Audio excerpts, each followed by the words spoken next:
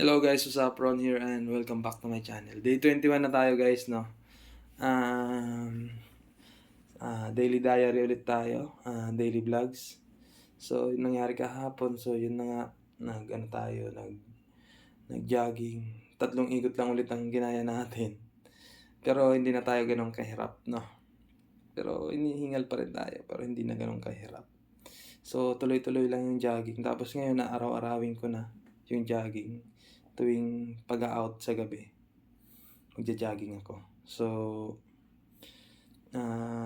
gusto nating magpalakas. More energy, more friends. More friends, more wealth. Okay? Tuwing gabi na, araw-araw yan. Tatakbo lang ako ng 1 ikot lang dun sa oval.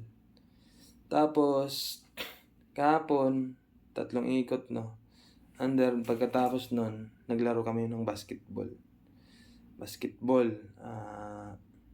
Medyo tumatagal na tayo sa ngayon, no? Sa whole court, laro ng basketball.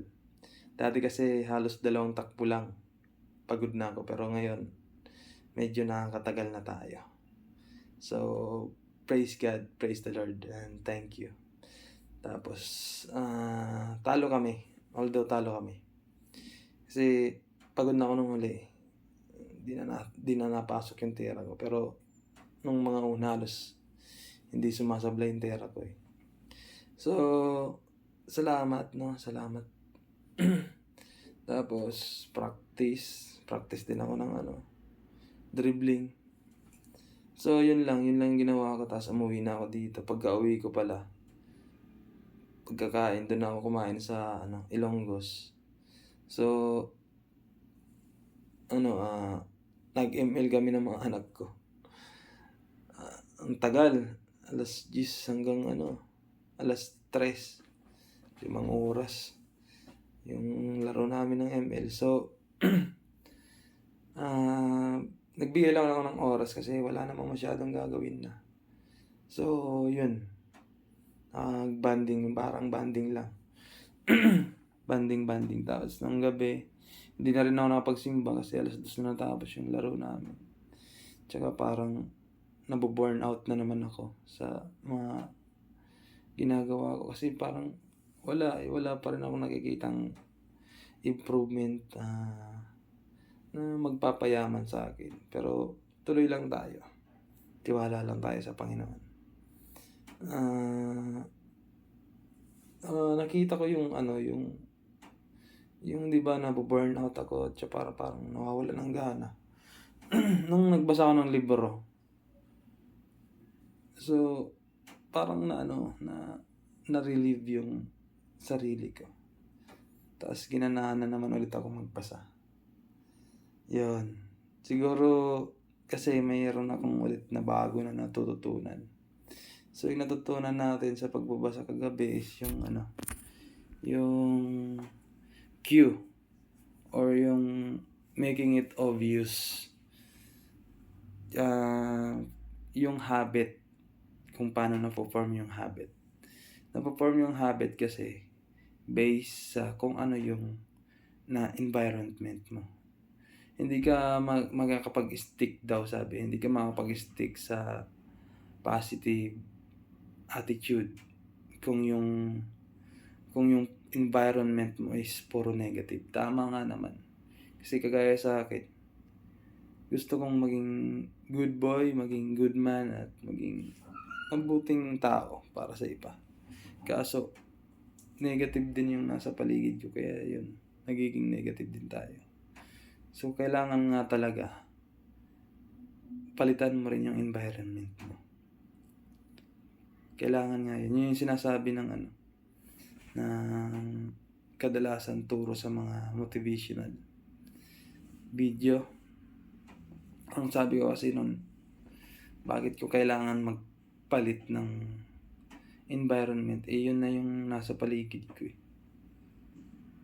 Siguro, hahanapin mo lang din talaga yung tamang tao na hindi na puro kalokohan at kagaguhan yung mga sinasabi. Diba? So, yun lang siguro. ang ganda nung nabasa ko siya.